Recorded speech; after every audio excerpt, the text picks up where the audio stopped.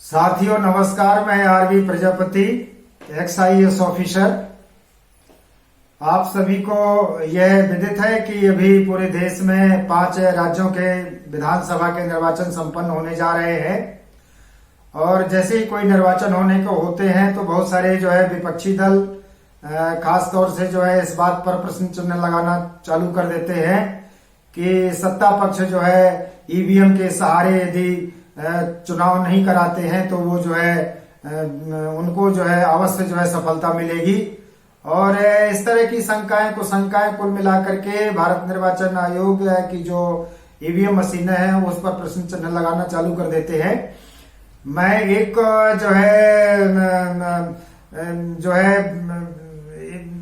34.5 साल की प्रशासनिक सेवा का मुझे काम करने का अनुभव है।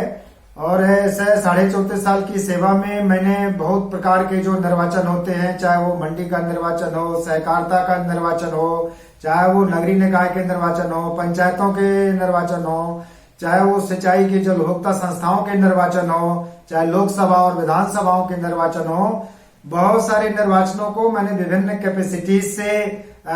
संपन्न करवाया है। और खासतौर से मैं भारत निर्वाचन आयोग के द्वारा संपन्न कराए जाने वाली लोकसभा और विधानसभा के निर्वाचनों को संपन्न कराने के लिए बाहर 6 राज्यों में चुनाव संपन्न कराने गया था। तो मेरा इस प्रकार के जो निर्वाचन होते हैं उन निर्वाचनों को संपन्न कराने के लिए मैंने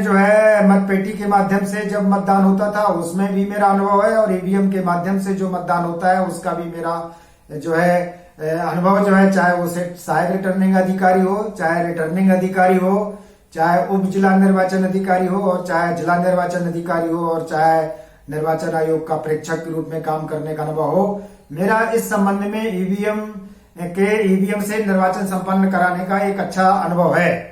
तो मैं अपने आपको अनुभव आपको शेयर करूंगा। हमारे जो देश का प्रजातंत्र है वो एक महान प्रजातंत्र है, और मैं इसमें कोई किसी भी तरह की शंका व्यक्त नहीं करना चाहता। हमारे देश का जो भारत निर्वाचन आयोग है वो बहुत सारे मामलों में एकदम सशक्त निर्वाचन आयोग है। और निर्वाचन आयोग के खास तौर से जो निर्वाचन इस तरह का मतपेटियों के माध्यम से जो ईवीएम के माध्यम से जो मतदान होता है उसमें पूरी तरह से ट्रांसपेरेंसी रहती है। और किसी भी स्तर से जो ईवीएम मशीनें होती हैं उसमें किसी भी तरह से मेरे समझ में जो मेरे अनुभव है और जो मैंने संपन्न कराया है कोई भी किसी भी तरह की शंका की गुंजाइश नहीं रहती है। क्योंकि जो ईवीएम मशीनों से जब हम कोई भी चुनाव कराते हैं, लोकसभा का और विधानसभा का या अन्य कोई भी निर्वाचन संपन्न कराते हैं, तो ईवीएम मशीनों की तैयारी के लिए उसकी जो तैयारी करना पड़ती है अलग अलग स्टेजेस में, और उसको ईवीएम मशीनों का कमीशनिंग शब्द का उपयोग किया जाता है। जैसे कोई मतदान मशीनें पहले से ईवीएम मशीनें किसी दूसरे राज्य में मान लीजिए उनका उपयोग हुआ था, तो फिर वो मशीनें उस राज्य में नहीं रहती है, निर्वाचन आयोग के द्वारा दूसरे राज्यों में दूसरे जिलों में भेज दी जाती हैं। और फिर वो मशीनें यदि निर्वाचन होने को होता है कोई भी लोकसभा और विधानसभाएं, तो सबसे पहले तो ये है कि उसके जो BEL कंपनी और ECIL जो कंपनी होती है, जो उसके कंपनियों के जो ईवीएम मशीनों के निर्माता कंपनियां, उनके जो एक अच्छे अभ्यस्त इंजीनियर रहते हैं वो आते हैं और जिला निर्वाचन अधिकारी के द्वारा एक अनुभवी अधिकारियों को ईवीएम मशीन के एक फंक्शनिंग के बारे में उसका प्रथम चरण का एक कमीशनिंग का काम किया जाता है। और उसमें यह होता है कि जो मशीनें ट्रांसपोर्टेशन होकर के दूसरे राज्य से आई है उन मशीनों को पूरी तरह से साफ सुथरा करना, उसमें कोई भी लेवल जो पुराने चिपके रहते हैं, चस्पा रहते हैं, उनको पूरी तरह से निकाल देना, उनकी सफाई करना, उनका फंक्शनिंग देखना। तो इस तरह से ये पूरा काम बाकायदे इंजीनियरों के समक्ष होता है, और वो उसकी इस बात की पुष्टि करते हैं कि उन्होंने मशीनें देख ली हैं और इतनी मशीनें खराब थी, इतनी मशीनें सही निकली हैं, और जो खराब मशीनें होती हैं उसमें जो फंक्शन नहीं करती हैं उनको कंपनियों में सुधारने के लिए पुनः भेजा जाता है। तो इस तरह से वो मशीनें तैयार की जाती हैं। बाद में जब निर्वाचन होने को होता है तो जो जिले में मशीनें आती हैं उसमें निर्वाचन आयोग की और जो जिले के मुख्य निर्वाचन पदाधिकारी होते हैं, जिले के जिला निर्वाचन अधिकारी होते हैं, उनका एक क्राइटेरिया रहता है कि इस जिले में इतनी विधानसभाएं हैं, इतने मतदान केंद्र है और इस तरह से इतने जो है मशीनों की आवश्यकता होगी। रिजर्व मशीनों के सहित उसकी पूरी स्थिति जो है के अनुसार, उसके स्ट्रेंथ के अनुसार जो है मशीनें होती हैं और उन मशीनों को जब वो इस तरह की पूरी तरह से तैयार होती हैं, बाद में उनको निर्वाचन जब होने को होता है तो उस समय निर्वाचन प्रेक्षक के सामने, रिटर्निंग अधिकारी के समक्ष और पॉलिटिकल पार्टीज के समक्ष जो है ये सब ऐसा होता है कि वो जिले की जो पूरी मशीनें होती हैं उनको विधानसभा वार जो है आवंटित किया जाता है, चाहे वो लोकसभा का निर्वाचन हो चाहे विधानसभा का निर्वाचन हो, क्योंकि यूनिट बना करके ही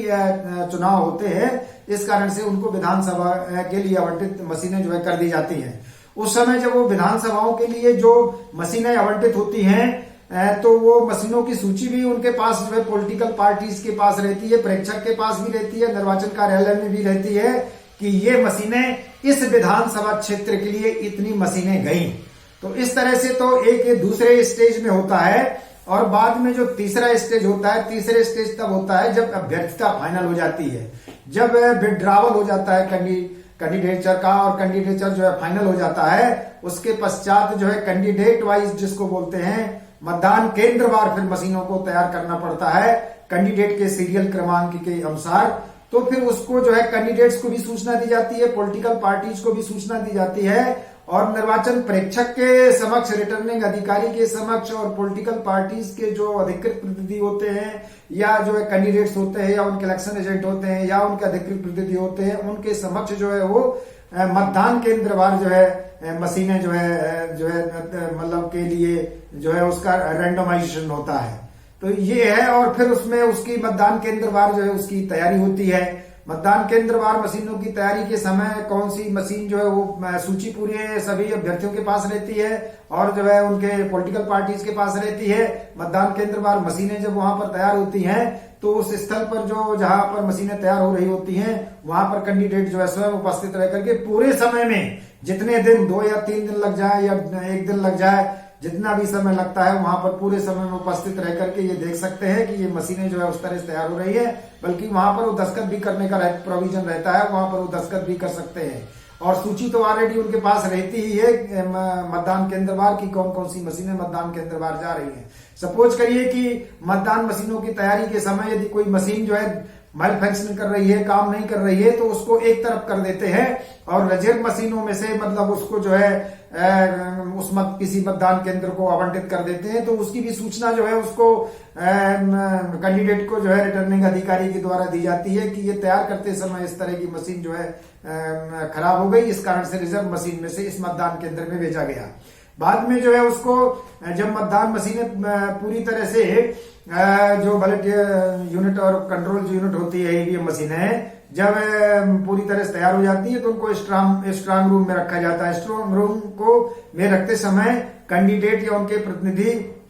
या इलेक्शन ऑब्जर्वर, रिटर्निंग अधिकारी वो उनके समक्ष में जो है स्ट्रांग रूम में उनको बंद किया जाता है। और जब मतदान दलों को जब बुलाया जाता है वहां पर उस केंद्र में मशीनों को लेने के लिए, तो स्ट्रांग रूम जो है प्रेक्षक के समक्ष ही खुलता है और वो कैंडिडेट्स के समक्ष ही खुलता है कि वो देखे कि जो मतदान मशीनें तैयार की गई थी वो मतदान मशीनें यथावत जो है उसी तरह से रखी हुई हैं और उनका डिस्ट्रीब्यूशन जो है मतदान दलों को देते हैं। मतदान दल जो है मशीनें प्राप्त करते समय भी वो भी देखते हैं कि जो उनको मतदान मशीन जो नंबर दिए गए हैं और जिस मतदान केंद्र के लिए दी गई है वही है, और वो भी टेस्ट करते हैं वहां पर, क्योंकि वो मशीनें ले जाने के पहले उनको भरोसा होना चाहिए कि मशीनें अच्छे ढंग से फंक्शन कर रही है। तो इस तरह से जो है हर तरह से मतदान मशीनों का जो है ट्रायल होता रहता है और एक उसमें जो है ट्रांसपेरेंसी रहती है, उसमें कोई इस तरह की गुंजाइश नहीं रहती कि उसमें कोई डिफेक्ट या टेक्निकली या कोई इस तरह से कोई